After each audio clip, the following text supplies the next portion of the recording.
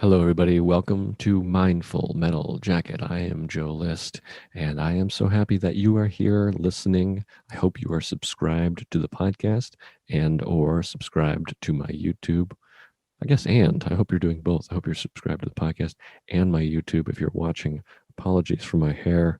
I didn't mean to turn you on this much first thing in the morning. Welcome to the show, folks. This week, I'm talking with my friend, Lucas Connolly, a comedian. I know everyone's been really excited about the professionals, the doctors, and the therapists we've had on, and we'll have more. We got another cool one like that coming on. But this is back to the beginning of the podcast, talking to a real life first class comedian, my pal Lucas Connolly, and I thought it was a great one. I really enjoyed the conversation. It was another one that flew by.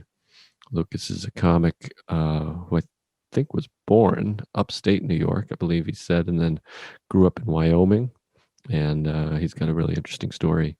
And he's just a good guy. So we get into some drug abuse and some alcoholism and being raised by two moms living in Wyoming, rehab, anxiety, all those fun things. It was a great conversation. Lucas and I have a lot in common and a lot not in common that we talked about. So I think you're going to enjoy it. I think you're going to get a lot out of it. I hope that you're doing well. I hope that you're healthy and doing your meditations, however you do it.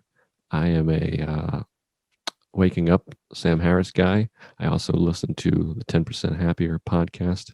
Recommend that to anybody. Right now, I am currently reading Unwinding Anxiety from past guest Judd Brewer. Haven't quite finished that one yet. I'm slow. And I also have the new Tara Brach book, Radical Acceptance. Or no, Radical Compassion. Radical Acceptance is the old one. Recommend anything by Tara Brach. Her podcast is also fantastic. You can check her out. And we're working on trying to get her on the podcast as well. So got some exciting guests coming up. I feel pretty good. Celebrated a birthday this week. I want to thank everybody that messaged me on Instagram, Twitter, Facebook. Overwhelming amount of love. I thank you for that. I appreciate it. Birthdays are always weird. I've entered the final year of my 30s. Damn it. That was like Freudian. Final year of my 30s. So I got to really accomplish a lot. I have to learn Spanish this year and also have sex with my neighbor. So, all right, I made that up. That's not true, of course. But anyways, I hope that you're doing well. I appreciate you listening. And right now is as good a time as any to take a moment to ask yourself, what is really wrong right now? And the answer is almost always nothing, particularly if you're listening to this podcast or watching it. You're just fine. So take a breath, take a breather, find some stillness, and relax and enjoy this podcast. We're here for a while longer, I think, or we might be gone tomorrow. So either way, enjoy this moment, enjoy this podcast, and, text someone, call them, tell them you love them or that you want to make love to them, whatever it is. That one might go poorly, but anyways, the point is I appreciate you listening. This is where the intro gets too long. Come to some live shows. Comedy clubs are back open in New York City. Comedy Cellar, Stand, New York Comedy Club. There's a bunch of great ones. And I'm going back on the road. Omaha, Nebraska, April 23rd and 24th. Austin, Texas, Paramount Theater, May 15th. Des Moines and Kansas City in June. Bunch of fun stuff coming up. Check it out. Follow me on Twitter and Instagram. And get ready to enjoy this conversation with my friend, the hilarious and wonderful Lucas Connolly. But first, let's give you a little love from one of my favorite philosophers, Buddhists, Alan Watts. I read this quote this morning and I really enjoyed it. From Alan Watts, "This is the real secret of life, to be completely engaged with what you are doing in the here and now, and instead of calling it work, realize it's play." All right, folks, enjoy this conversation. Thank you for listening. I love you.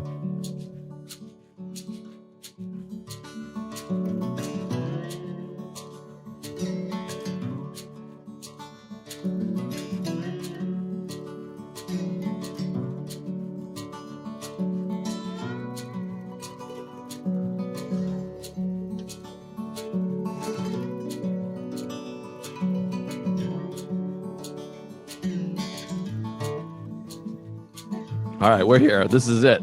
It's always awkward to start podcast. What do you think is more awkward, starting a podcast or starting a comedy set? Oof.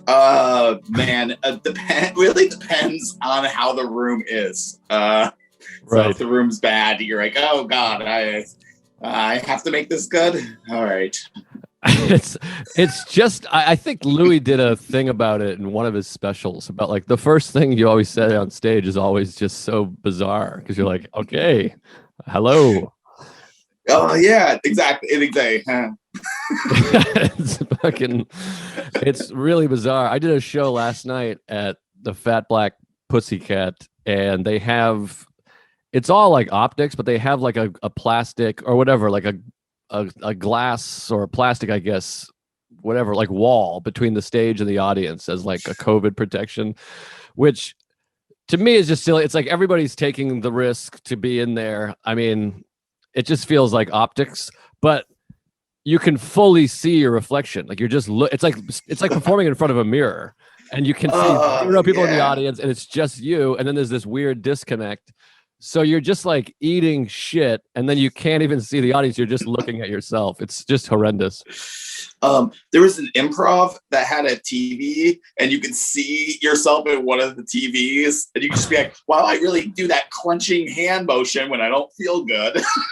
Oh, it's horrible. I just did another one in Long Island like a week ago, and it was at a bar, and it was like there's all these weird blind spots and stuff because it's a bar. It's not designed for comedy, so they had every TV had there was like a camera on stage, and every TV had you as a monitor, and it was like 12 Monkeys or something, or whatever movie they show, Clockwork Orange or some shit. It just showed videos of you everywhere, and it was absolutely horrendous. Nothing's worse than watching yourself do the thing. When I was a kid, I had speech problems, and so I'd go to speech pathology class, and sometimes they'd be like, "Hey, do you know what you just did?" Like if I messed up a word, and I would be like, "No," like I would like be defensive, and then they'd be like, "Well, let's get out the tape," and then they would play the tape back for me, and then I have to hear my voice say the word wrong. God. That's horrendous. I mean, first of all, like I don't know about you, I can't watch or listen to anything I do or even read anything I wrote from the past. Like sometimes whatever Facebook will be like, here's a post of yours, and just reading something I wrote in 2012 makes me want to just throw up. I was like, oh my God, I don't know where commas should go. Right. I'm an adult man. Right. So I want to talk about this a little bit. So you had, what was your speech? What was wrong with your speech, and why did you have to go? All right. I have a thing called SPD, which is called sensory processing disorder. Basically, it's just the highest form of dyslexia. Oh, wow. Okay. So just everything was messed up. So I would just like when I would read, I'd mess up words. Like I would spell the word out, and then I would mess up that, and then I would say the word. Like I would say like Armageddon or something, like weird stuff where they were like, why are you saying it that way? And I go, well, that's what I read. Interesting. So what is the like science behind that? It's just the letters get mixed up or whatever. Yeah. And then I will just say it out loud. Right. So is it better now, or does that ever go away, or is that something you still struggle with? So I still sometimes struggle with it, but like now I've gained so used to it that that's kind of like a funny. Like I make it into like yep, I meant to say what I just did. Like it's like I always just double down on it. Right. And does it happen when you're a kid? Ugh. Yeah, no, I remember being a kid, and there was like, I remember feeling grateful because I was always I had like horrendous anxiety and fear and all this stuff, and couldn't walk into school the first day of kindergarten and was just like sobbing. And like everything in life, then you go in, or for me anyways, I went in and then left being like, that was great. I love it here. But like the first day I was like, I can't go in. I was like, I will not go in there. I can't go in there. And it was like kicking and screaming kind of thing. But once I was in there, I was like, didn't have problems particularly, but I can remember like my friend, a friend of mine from high school had like a horrendous like stutter problem into high school, where it's like then it's like now like girls are involved, it's post puberty, and he just like Mhm. couldn't speak properly. Like he just couldn't like get words out, and then people would try to what do you call it, like do the word for him, which I guess is like the worst thing to do. And I just Yeah, remember thinking, oh my god, I'm so grateful I don't have to deal with that. yeah. It's mocking is the worst. Right. Then it's the helping. Right? Right. It's like no, I'm not socially inept. Right? I still am able to be here and I'm understanding what's happening. Like I'm not a kid with like Asperger's who doesn't understand Right. social graces. I'm like, no, I'm just saying this wrong, please. Right. And so what did the like speech classes entail besides them videotaping you? Uh, they would make me do a lot of tongue twister kind of stuff. So I'd be like, Lucas Lion licks lemon lime lollies lusciously. This sounds like torture. Everything you expect, like in the time I was going to therapy, everything at that time seems like torture. Like when you explain child therapy to anybody, they're like, wait, what did they do? Right. All of it. Because I went to occupational therapy too. And so they would like hit you Oh my and bump god. into you and stuff because my senses were so extreme that they needed to like desensitize me. So like when people ran into me in the hallway in school, I wouldn't jerk and push them away from me. Wait. So what is occupational therapy? That sounds like for your job, but Yeah, you're a so child, so not.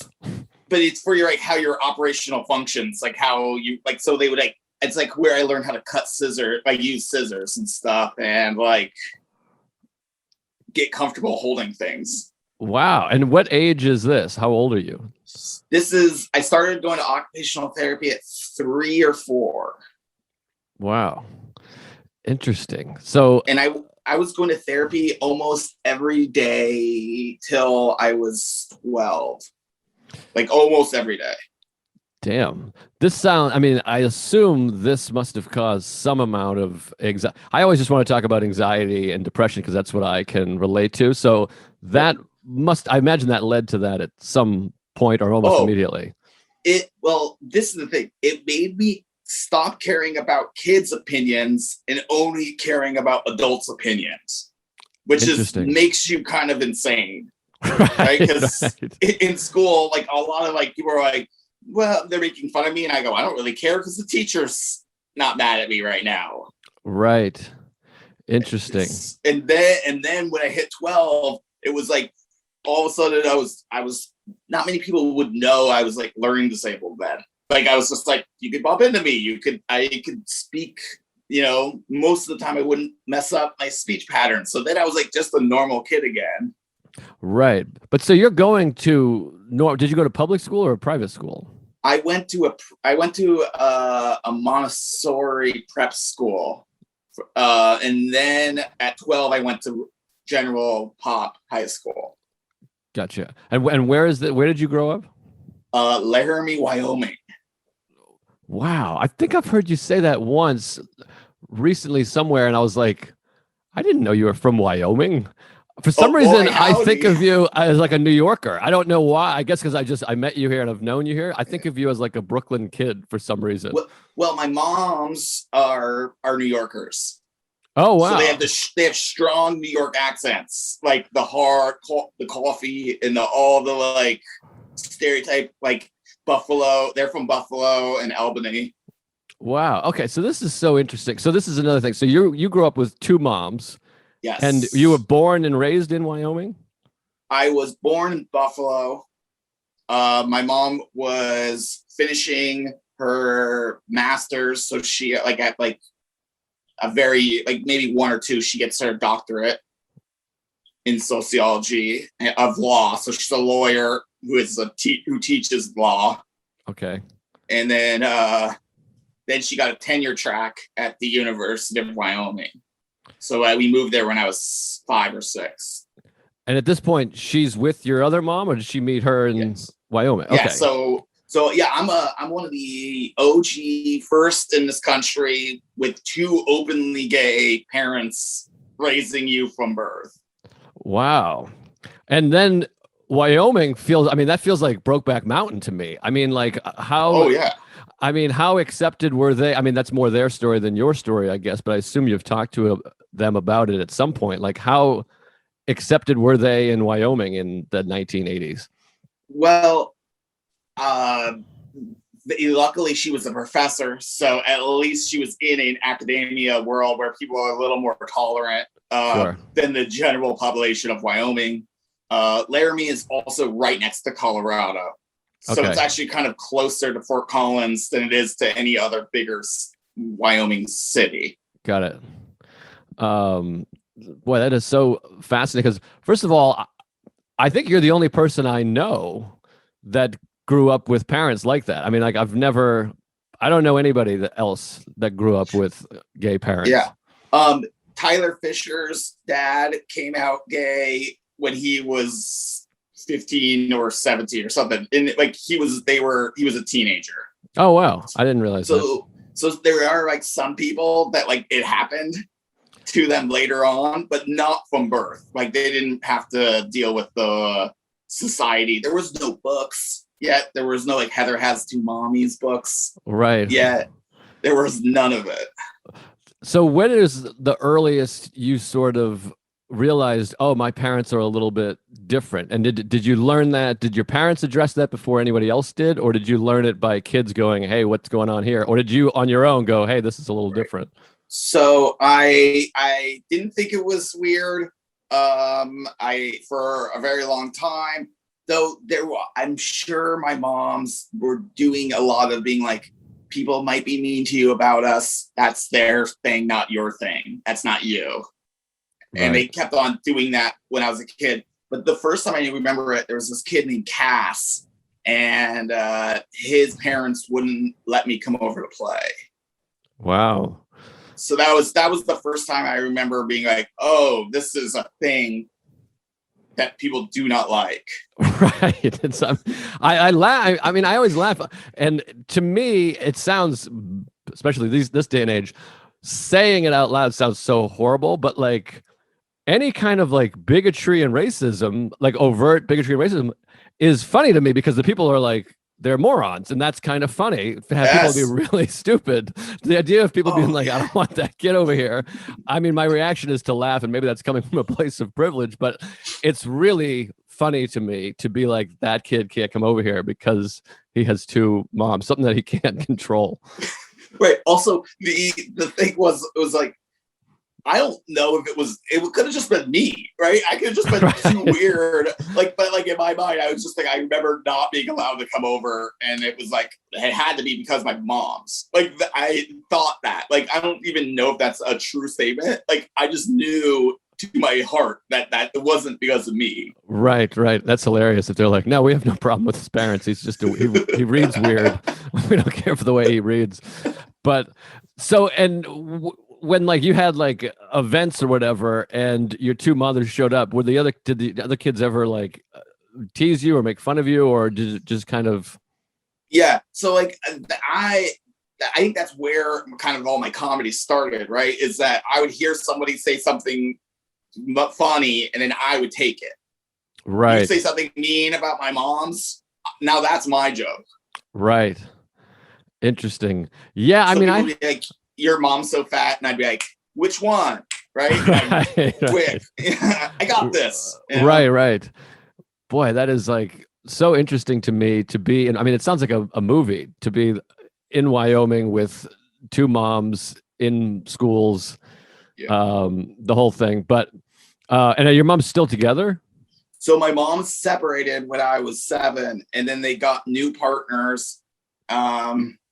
Like immediately, like how lesbians do. And so I was then the kid in school with 4 moms. So I like playing soccer. I have 4 moms on the side. That is for me. Amazing. Have you ever written anything about this, like a movie or a show? Or I haven't written a short, but I tried once. It was like I thought it was like raised by beavers. It was like a duck, you know. It was raised by 4 beavers. It was like a cartoon. It was a dumb idea. I should have just done a real thing. But that's amazing. And so when did you come back east from Wyoming, or not? I guess I'm saying back, but I guess you were just born here. My mom's one of my mom's partner Max got a gig in Florida, and so at like 12 they moved to Florida, so I would go and like visit Florida occasionally. And Right. then when I turned 18 and I wasn't doing very well in Wyoming, they were like, you should go to Florida, get away from all your friends. And Right. so then I went to Florida, and then from there I went to rehab, right? Because it didn't matter where I was. Right, of course. Okay, so let's go to that. So Wyoming, you start running into some trouble. I mean, rehab, I imagine that's drugs or alcohol. Yep, How yep, does yep. that come about? The moment I was like that 12-year, like right when I was turned 12 and I started becoming like a traditionally normal kid, it was like all my friends now were just ADD kids. They were Right. all in like special classes. So like we all just would start like, they would just give me their pills for fun on a Friday night. Hell yeah. And so what is that? That's like Ritalin and stuff like that, kind of like a Yeah, speed type of shit. we didn't really like Ritalin very much. We were like an Adderall, Dexedrine, the harder ones. The Ritalin is like nothing. So when does Adderall come about? Because I'm like, when I was in, I feel like we're around the same age. I turned 39 tomorrow. How old are you? 36. 36. Okay. So when did maybe I was just like sheltered because I feel like I didn't hear about Adderall until I was in my 20s. But I So guess it was not as used then, or am I just a sheltered no, douche? no, this is the thing that happened. No one knew, the ADD kids didn't know that people liked it as drugs till a certain period of time. Right. They just were like, they used to give me this med and I didn't like it very much. That was what most like ADD kids. And then eventually they found out that those meds people liked if they don't have ADHD.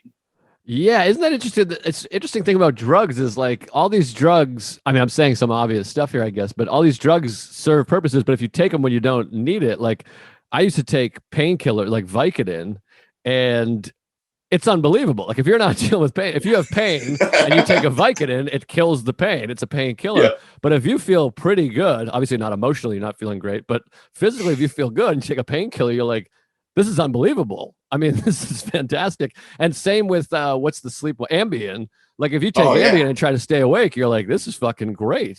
It's a great right. And that's exactly what like I'm because I have like basically a sensory thing. When I take those kinds of drugs, I actually become like a decent person usually. Like I take it and I'm like paying attention and I do my homework and I actually do the right things on those things. Like I used to smoke meth and then like do homework. Right. Wow. So All friends were like taking apart toasters and stuff. I was like in the corner just being like, oh, I'm gonna work on this drawing or read this book. which I imagine makes it trickier to stop because you're taking these drugs and getting shit done. I mean, that to me that would make it very hard to be like rehab. What are you kidding? I just wrote a script. Yeah. So when I got put away into the psych ward at my job, they were so disappointed. They were like, "When are you coming back?" Oh, wait, hold on. I want to get there. So, what age are you when you start abusing drugs? I mean, I just said abusing drugs. Well, because it sounds like I was saying that because yeah. you are using them for the proper use, and at some point it becomes problematic. I'm taking it. Yeah, I started doing just messing around probably right when I would say like 13, 14 is when I start doing stuff where people go, that's not exactly okay. That's a lot. Right. And are you aware that that's a lot? I mean, are you like deliberately going, I'm going to take more of these to feel a little different? Or is it starts off meaning like you're trying meaning well meaning is the word. I lose words also, as you can see. Yeah. I at my time, I did not like the way I felt. I did not like the way my brain processed information. That probably comes from like me going to all those therapists and stuff and just being told I was broken. a billion times. So I was like, anything that can put in me that could fix me, that would be really great right now. Right. And so you start cranking up your uses. And do you start drinking around this time and doing more like standard? I'm saying standard, but to Yes. me, like Yes. drinking and smoking pot feels more like we're teenagers than. So Yeah, go in ahead. high Sorry. school was my first intervention by my friends, where they were like, you gotta stop taking so many pills and Wow. you should just drink and smoke. And so I did that. Basically, occasionally I'd have a pill relapse if someone offered them to me for free, but I did a pretty good job through high school. Right. It's so funny, the idea of when you're young being like, you got to stop doing that. Keep doing this.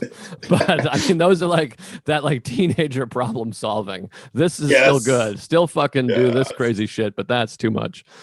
exactly. It was people used to call me an addict. They used to call me an addict. Like I was being called an addict at 15.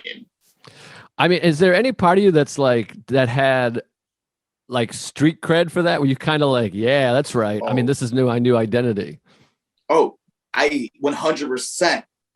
They had a scandalous Lou was a thing that people said, like more than what like became kind of known, because there was always like a scandal or some reason why your drugs were like less, when if you wanted to buy drugs from me, why it was less than it should be. Wow. Oh, so you were selling drugs too? Yeah, Oh, just wow.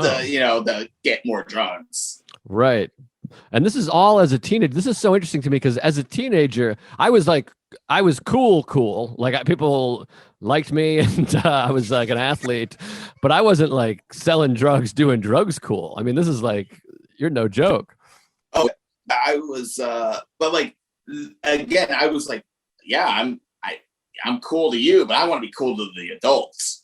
Right. Right. And it was never cool to that.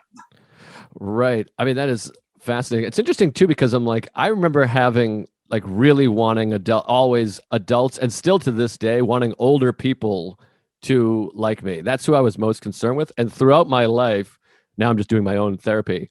I've always been drawn to older people and wanted their respect. And even now, like I was joking with this, like, I'm like, first of all, I married an older woman, but she's like 4 years older than me. But most of the people I talk to are like 10, 15, 20 years older than me. All of my, not all of my closest friends, but so many of them are like 15 and 20 years older than me, which I don't know what that is. I don't know how I went off in this, but you talking about it made me think about it. And I'm like, but I think for me, I just realized in this moment, it's because I wasn't getting what I needed from my parents, which sounds a little bit different than your experience, but I wasn't Yeah. getting that kind of approval from my father, or maybe you didn't have a father figure and that's why you were looking for Right. it. I didn't have a father figure, and I had a very, very highly intelligent, very, workaholic parents too. So, Right. Yeah. And your mother's a professor. Is that right? Is that what you said? she was a professor of law. Yeah. So is that intimidating to you to be like, oh my God, my mother's so smart and professional and I'm in these Yes. special need classes or whatever? Or I don't know if Yeah. that's the right. Exactly. People telling me how incredible and how much of a genius. That's like a thing people would say about my mom Right. to me. Yeah. God, that's so it's so amazing how I'm just so fascinated with psychology from like a very young age, of how little subtle things that seem innocuous can just fuck with a young person's mind. Yeah. It just feels like the slightest thing that no one's even conscious of. They're like, oh my God, you should be proud of your mother, is amazing. And meanwhile, it's like putting this thing in of like, all right, my mother's a genius and I suck and I should be better and I hate Yep. myself. And it's like a fascinating thing, the unintended consequences of all human psychology. Yeah. And no one did it to me. No one was like complimenting my mom to me. Like it wasn't Right. like they were like, this will really hurt his feelings for life. But it did. Right. I mean, that's what I mean. It's just so bizarre. There's all these things, and I'll have like resentment towards my friends, or not my friends, but my family, my parents, my extended family. But none of them were like, let's really bury some like obsessive compulsive behavior into this kid. They were just trying to do whatever they were doing, the best they saw fit. Yeah. I guess I should apologize to all of them. But now, is your biological father, did you have a relationship with him at all? So Lenny was supposed to be a part of my life in like an uncle role, but he stayed in Buffalo, New York. So occasionally we'd go visit her friends in Buffalo, and then I would see him, and it was, it's such a weird thing seeing this person that looks like you and is annoying like you, like right. You're like, oh, he has all the things I don't like about myself because I haven't seen it, Right. Now, so and I hope I'm not getting too personal or far in there. So was that a relationship? Like they were in a relationship and then split? Oh, no, he's a sperm donor. He's like, okay. Yeah. Old school. Yeah. I don't know. I'm not 100% like, there's sometimes like, I was like, people like ask me like weird history stuff. And I go, oh, I don't really know, because I kind of like try to stay away a little bit of my identity from my parents. Right. In a sense where it's like, I don't know if it was even at the time in 1986, was it even allowed for women to get artificially inseminated if they were a partner? Right. Interesting. God, it's so fascinating. I always feel like I had this, I was gonna say argument, but discussion, and I don't know how you feel, but I'm like, I do feel like it's easy to get down about society and the state of things, but ultimately, and I think this is actually, I don't want to say proven, but it does feel like we ultimately are a progressive species. Like we keep progressing, even though there's spikes. But it's amazing because it sounds like we're talking about the 50s by talking about some of these things, but this is only 30 years ago and even 20 years ago. What was it? It was like 7 years ago that women, that they were able to get married. It was not, like that's, yeah. Yeah, like it's but it's what, so we are progressing, which is nice, but it is funny how you just talk about these things and you're like, back in my day, and you're like, it was like 15 years ago. It's so strange, but anyways, okay, so now you're in high school and you're still in Wyoming when you start this stuff, and they sent you to rehab in Florida. I was living in Florida. Oh, because they were like, this is no good, this Wyoming stuff. Yeah, no. And so they send you to Florida. I sent me to Florida. I get a job at Steak and Shake. I was working 70 hours a week, give or take. Yeah. And are things getting better as far as drugs and alcohol, or not at all? They're different now. So I doctor shopped, and I had a bunch of prescriptions now that were prescribed to me that I was selling back in Wyoming because I didn't want to take them. But in Florida, I didn't have anything else, so I started just taking them. Right. And God, this is like before the real pill crisis, right? I mean, I feel like you're like on the forefront of abusing what's it called? What's the word I'm looking for? Prescription meds. Is that what they say? Yep. I would definitely Oxycontin had just came out maybe in the last 3 or 4 years. So yeah. And so did you eventually get to Oxycontins? I was doing Oxycontins, but it was expensive, and it never did the thing. I didn't like getting addicted to things to a physical level. Right. I really hated that. Right. Interesting. So it was So once you do that 3 times, when you get addicted to a drug, you're like, oh, I don't want to do this. Yeah, it's just when I had a buddy who was really into pill. I mean, particularly Vicodin and what's the other one that's like Vicodin? Oxycodone.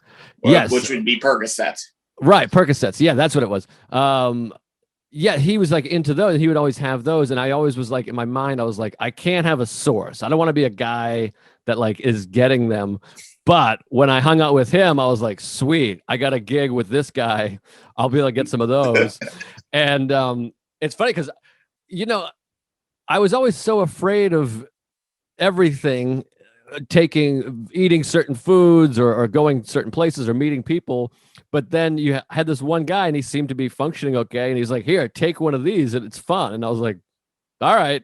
And I remember thinking like, I'm so much less scared just taking a random pill from a random guy but I'm so scared to like talk to the gas station attendant when I'm getting gas. I'm like, oh, Right. I Yeah. can't send my food back. But then this guy's like, hey, take this pill. And I'm like, hell yeah, I'll take that. That seems like fun. And then he'd be like, you got to chew it and I'm just doing whatever this person tells me to do, which I don't even know if that means anything. If you chew a pill, does it actually make it more It would effective? hit faster. It'd also get caught in your teeth. It's disgusting. And then we would do that, and like I would have a few beers, and I've said this before. It's like, and first of all, I don't want to trigger anybody who might be listening, but I'm like the best I've physically felt in my life, including in sobriety and exercise, is like 4 beers and a Vicodin. I'm like, this is like unbelievable. I feel unbelievable. The problem is then you chase it and then you fucking pass out at dinner Yep. and you fucking feel like shit. You can't shake a shit for 3 days. And all that's in your liver is just like you're damaging your liver. Yeah, But yeah. I do remember being like, this is unbelievably good. But also thinking to what you're saying is like, I can't do this tomorrow because I'll be off to the races with these pills. Yeah. And as a person that would do it for like a week or something and then get sick, I'd be like, oh, I don't want to do this. Right. But it continues to be a problem for you, Oh, yeah. obviously. Yeah. The idea of that thought process was so healthy and such a smart thing, but then I would still be like, what if I try it for like 3 days and then 3 days I drink and then 3 days I do pills and then it'd be like never worked like that. Yeah, I always wonder. I always wish you could see like I feel this way with food too, like a chart of like what exactly each thing you put in your body is doing for you. Like you could show like, an approximate death date, and then like you eat a double cheeseburger and like see how far it ticks. You know what I mean? Oh God, accurate scorekeeping it would be such a pleasure for me because it's one of the things I love looking at things. I just love looking at a graph. Just show me real data, and I'm like, oh, that's real. That feels good.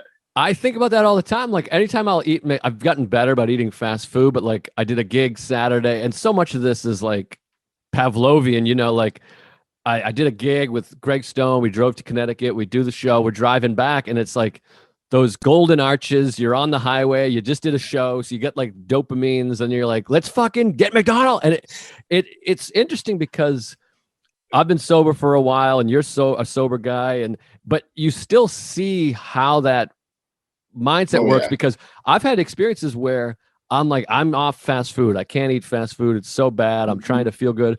And I'll stand in line with someone getting it, talking to them, literally saying I'm not going to get it. He orders, and then I go, let me get a number 4. And I'm like, how the fuck did it even happen? Like 2 feet ago, I was saying I'm not going to have this.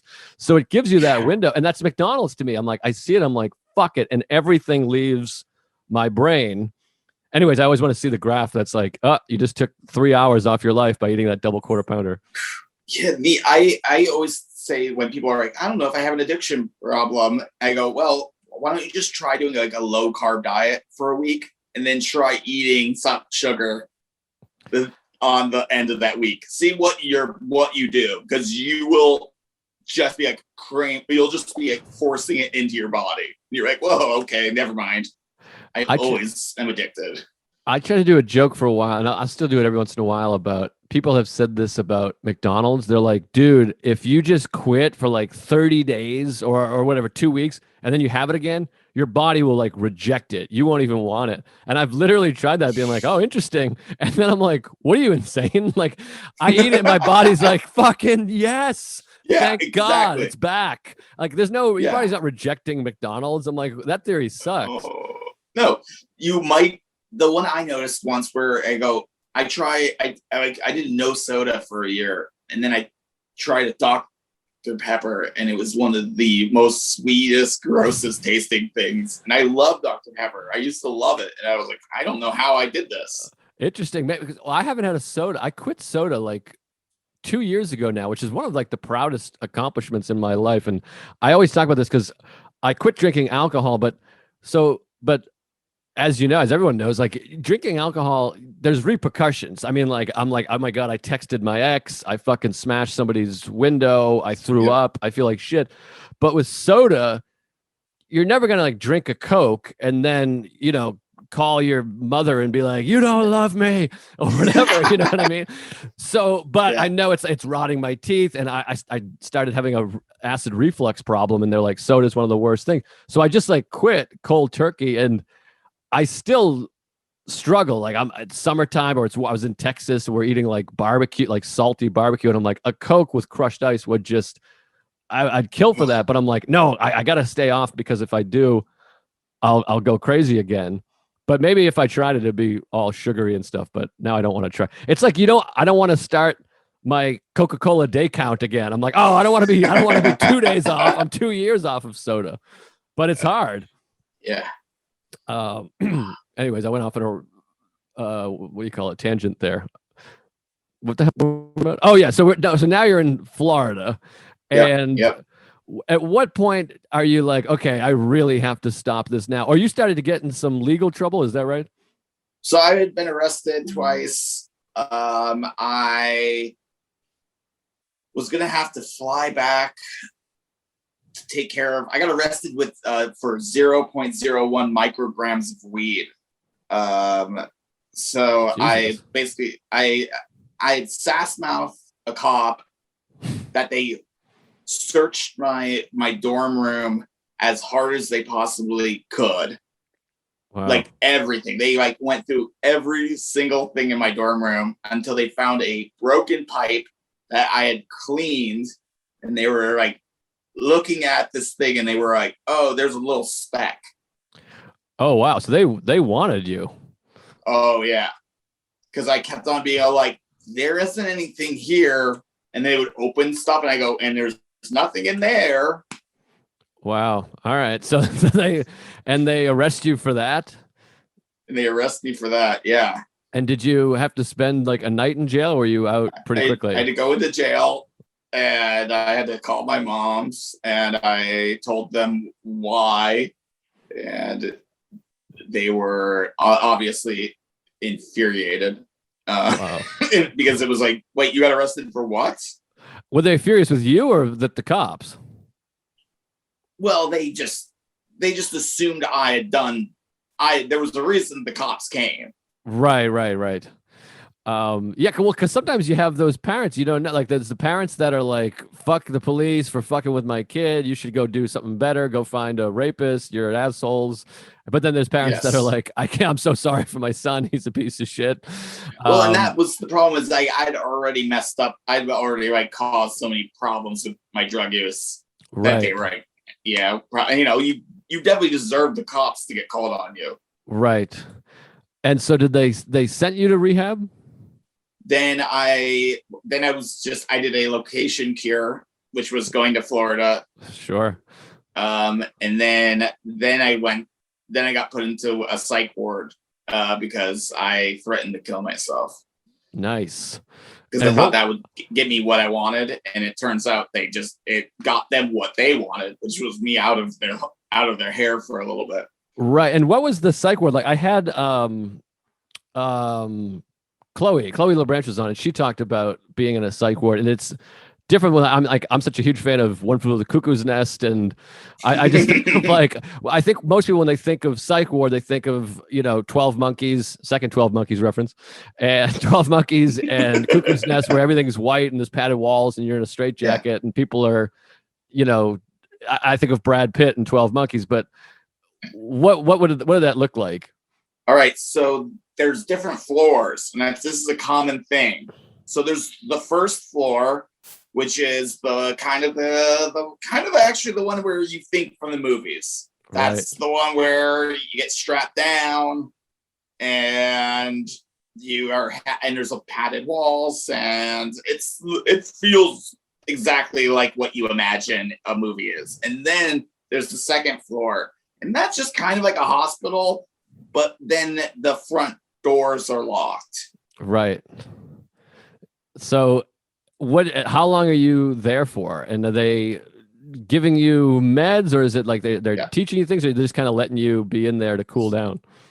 So I walk in the first day and they say, "What's going on?" I go, "Well, I'm suicidal." They go, they say I'm suicidal. My problem is that I ran out of medication.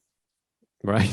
I just need more medication. They go, "Oh, what meds are you taking?" And then I told them I took 30 milligrams of Xanax a day. I don't know milligrams and stuff. When I had panic disorder, they Well, gave me Xanax, and I would take one occasionally, but I have no idea the grammage. what you were probably taking was 0.5 to 1 Oh wow. milligram. So I said I was taking 30 milligrams, which was not what I was taking. I Okay. lied on that number. And so for the first week, I was completely blacked out for the entire first week. Wow. I So was in this that's how much they place. gave you that much. Well, the problem is if you're on that much, you'll have seizures if they Right. take you down too Right. fast. Interesting. Wow. Yeah, it's funny because Xanax, again, it's a drug I never, well, I guess I did abuse it, but I would take it if I was having a panic attack and it would work. But same deal. If you take it when you're not having a panic attack, you're like, this is pretty nice. Yeah. Um, Oof. Yeah, I never had a panic attack ever in my life until I did Xanax. oh, wow. Interesting. That's a real panic attack if you're panicking through Xanax. Yeah. Well, and that was like, I remember I was like, oh, because my body started shaking because of the detox from it. And Right. then the panic part of my body kicked in. So it was like I doubled it down. God. I was like, I am dying. It's so scary when you get into those like narcotics, and then you have to like correct it, and then you need something else to make that right, and it's just such a work to get yourself at like an even keel.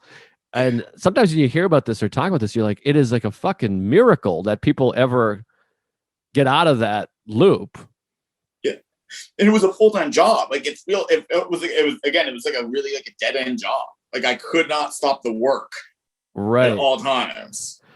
God. Okay, so now, but you're sober now for a while. How long have you been clean from all that? 07 of 05. Wait, what? 07 of 05. 07 05. So July I see. 7. Yeah. Gotcha. I thought you were saying 07 of 05. And I was like, July of 05? I'm like, what? Yeah. And so eventually, I assume you went to some kind of rehab, and it kind of clicked and started working. I went to the fancy Hazelden rehab, which they then proceeded to say that was way too much for them. And then I went to a dual diagnosis place in South Florida. What does that mean exactly? I've heard that term before. That's like a drug and as well as psychology. Is that what the two diagnoses? Yeah. So they were like, "Oh, you have a real mental problem." Gotcha. And this. Right. Wow. And so you do all that, and now you're clean and sober. What is it like now? Like, do you still deal with anxiety, I assume? And what's your depression at? Because it's funny in like the movies and stuff, you always hear about like, and then that was the last time I ever drank. And it just feels like, and everything's great now. And I'm sober a long time, but I go through bouts of depression, including last week, where I'm like, I want to fucking kill myself, or I have like horrible anxiety. So where are you there now? I do not necessarily always think I have anxiety, and then I will wake up with pieces of my teeth in my mouth because I've grinded so hard when I slept the night before. I a lot of times I don't think I have anxiety, and then people are like, "Were you gonna punch that girl out?" And I was like, "No," but it was like my hand was like fully like, oh, right. Yeah, it's funny because so much of it to me is like subconscious. I don't even feel stressed or anxious, and then I'm just like having like headaches every day, and I'm like, I don't know, for some reason I have a headache every day, and I'm just like, oh, I must be stressed or anxious because I've changed the way it looks. I'm not like shaking or having panic Yes. attacks or whatever. I feel pretty normal, but so much of it can be so internal. Like internally, you're just stressed out. It's Yes. And I think a lot of it comes from I don't know. Like I have a really hard time, and again, it comes down to that graph thing, right? I don't know what my value is really in the like universal scale, and a lot of times I'm just trying to figure what that is, so then I can ask people questions, right, or ask for help, right? Because that's all life is, right? It's just asking people to help you have a better, easier life, right? But I don't know where I stand and who I'm supposed to ask that question to. right. Does that make sense? Where I'm like, who am I supposed to talk to about this? Yeah, exactly. I mean, that makes so much sense to me. Is that you feel lost so much of the time? I mean, it's interesting. Like sometimes I get overwhelmed because I have so many things that help me, and sometimes I have too many. Like I listen to Sam Harris all the time in his app, and I meditate, and I'm like, all right, I got to meditate and he'll listen. And then I listen to 10% Happier podcast with Dan Harris, no relation. And I'm like, okay, I need to listen to this. I'll listen to that. And then I'll listen to this thing. And then I'm like, okay, I got therapy. And like, what did my therapist say? No, wait, what's Sam Harris? And then I'm like getting all this stuff. And then I'm like, let me call some like-minded friends and I'll talk to them. And I'm like, right, that makes sense.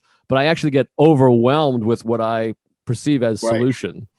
And that's how I feel, where I go, I have a really hard time figuring out who and where I'm supposed to get that help from. And that's where most of my anxiety comes from. Because I'm like, is this a person I can ask for help? I don't know. Maybe they'll offer it. And then I sit, and that's where the anxiety is. Or I'm like, no one's offering me any help, even though I haven't asked for any help, but I really need help because this is not okay. It's awful.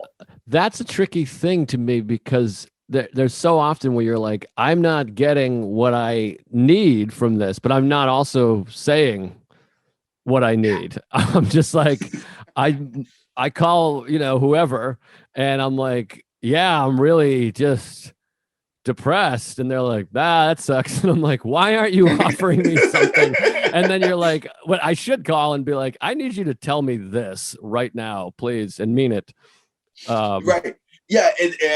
And so there is something about like, hey, you can, there's people who really like you, and you can just ask them for the things you want. And then you can find out what they do when you ask for that. Right. And then that's the person you're supposed to go to when that thing happens. Right. That's all it takes. But oh man, that fear of them doing it, like being like, wow, he's that guy. He's the guy who always does that, huh? Right. He's the guy who he's demanding things from me. And there's also like no worse feeling than when you're like, I need something. I'm calling because I'm desperate and I feel like shit. But then the person is just unaware of that. So they're like, yeah, I went to the movies the other day. I saw this fucking movie. It's a piece of shit. And then you're just like, oh, I want to talk about my existential crisis. But they're like, I watched Godzilla versus King Kong and man, it stinks. And I'm like, I want to kill myself. And then I'll end up like getting off the phone and being like, all right, that missed. And then I just sink deeper. So I call whatever my buddy the other day, and I was like, what do you think I'm supposed to be doing? What do you think like am I supposed to be doing with my free time right now, being that there's less work for me to do? What am I supposed to actually be doing? And he goes, you should really care and spend time with your family and give them more time. And I was like, shut up. Right. You're like, no, that's not it. But don't that's tell me the healthy thing. I don't want that. I want work. Yeah, that's how I struggle with this all the time, and I talk about it constantly. But I always feel like this is like the biggest thing I have to overcome in therapy and whatever, is I always feel like there's a right thing to be doing at every moment. Yes. So I'm like doing push-ups and I'm like, what am I doing? This is so vain. I should be calling my mother, or I'll call a buddy and I'm like, no, I should be watching a movie. I've already had this conversation. And if I'm watching a movie, I'm watching the wrong movie. And if I'm listening to a podcast, I should be watching a documentary. And somehow I have to give up on the idea that there's like an exact thing I should be doing. Is that relatable? That's exactly it. That's it, right? There's not like the idea that I'm not doing the right thing and you're not giving me the right advice, is like, what's the point of me going and asking that question if I already know I'm not going to get what I need from it? Yeah, and it's funny because life is just full of these I'm losing the word. I lose words all the time, which I guess is like there's a word for losing words, but not oxymoron, but it's what's that thing where there's Dissonance? catch 22. I don't know. I'll think of it later, but I'll plug it in post. But it's like when my schedule is full, I'm so stressed. I'm like, I got 3 podcasts, I got to do this gig, and I have to I got to meet with these people. And then I'm like, the whole time I just want nothing on my schedule. And then when I have nothing on my schedule, I'm like, that's the worst I could possibly be. Then I just completely lose my mind. So it's like, I'm best with a full schedule, but I'm also most stressed with the full schedule. By the way, I'm sure there's a bunch of people that like do roofing work in fucking Texas that'll listen to this being like, fuck both these guys. I hope they die. They're like, I'm doing manual labor for 12 hours a day. I apologize. But we probably have the same problem, but it looks different. Yeah. But yeah, I feel like everyone has this problem. I just feel like I have the time to think about how to say it out loud. Right, exactly. That's a great way to put it. But I think it's also, my therapist always says everything's learned behavior. And for me, my mother was like a workaholic, kind of OCD, always moving, always cleaning. Never, my mother like never, not never, but almost never is like, has her feet up, having a cocktail. She's always cleaning something or calling somebody or dealing with some problem. So I've kind of taken that on of like, I should be helping somebody or painting or cleaning or whatever it is. My mom called me recently and was like, hey, I'm thinking about retiring. And I was like, no. I go, you're not going to retire. You're just going to get another thing. Right. So it's like, it's okay to do something else, but I just can't imagine you not doing anything. It's just, this seems very, very unlikely. Yeah. It's funny. I'm able to do it if that is the thing. Like if we go on vacation or something like that, I'm like, all right, I'm out and I'm able to kind of relax a little bit if that's the thing. But to me, it's just like a weekday at home. I just cannot do it. Even like it was like baseball opening day the other day. And I'm like, great, I'm just going to sit and watch baseball. And then like 3 pitches in, I'm like, I'll do push-ups in between innings. I'll meditate during the at bat. And it's just, I don't know. It's just torturous. Yeah. My mom comes when she did come for like vacations. It was the most busy I've ever been in New York City. Right. Yeah, it's and another thing I have is that would help is I have to let go of this idea that someday I'm gonna be a fucking Tibetan monk. Like I've always had this since I was a kid that I'm like, there'll be a point where I have no more worries and I'm just like this Zen guy. And I have to be like, no, that's not who I am. And it's not who even Tibetan monks aren't that. No. They have to like, whatever. They have problems. There's this video of the rapper Logic, and it's on this like documentary about hip hop. And it's a video of him like after a show. And he's like, it's it's 10, he's performing for like 10,000 people, and he gets off stage and he just was like, I just really worried if I grind all the way to the top that it wouldn't feel good. And then he looks in the camera and he just starts bawling and he goes, but it really does feel as good as I thought it was going to. And I took that so internally where I was like, that'll be me someday. If I can get to the thing I need, like if I can get to that, the most insane vision goal, finally I can let myself just cry and be happy for where I'm at. Yeah, I remember thinking that, saying this is like my big theory in comedy for a long time. I was like, acting is the thing. Like we should be actors because an actor can work and then he can win the Oscar. And then that's that moment where like after that, it's like whatever. But there is nothing like that in comedy. And now I'm like, realizing I'm like, yeah, they win an Oscar and then they just have another gig. It's not like they're just like, okay. Yeah. It's a fucking award that like people voted on and it's bullshit. It's like, oh, You always have that idea of like this other profession, that other person, they have it. I can't figure it out. Yeah. They can. Yeah. It feels so good now that I'm there. It's like, that's not going to ever happen. I'm never going to be that guy. That guy probably cries all the time. Because when good things happen, that's just not who I am. Yeah, absolutely. So I think in closing, we're doing great. I think we came to a good place here. We're doing fine. And it really is. I say this all the time, but I'm really into like Buddhism and therapy and recovery, and all these things it all becomes about acceptance and then letting go of ego. Like there's this common thread through everything that helps me that I'm really interested in. The common thread is sort of acceptance and letting go of ego, which is obviously very difficult. There's this great Alan Watts quote that I love. I say quote, but I always get it wrong. But he's like, I wonder what percentage of me has heard of me. And I really love the idea that like this small piece of our brain is like, I'm Joe List. I have a podcast. I have this many followers, and these are my parents. And the rest of your body is just like this functioning, being that doesn't give a shit about, Twitter or YouTube comments or whatever it is.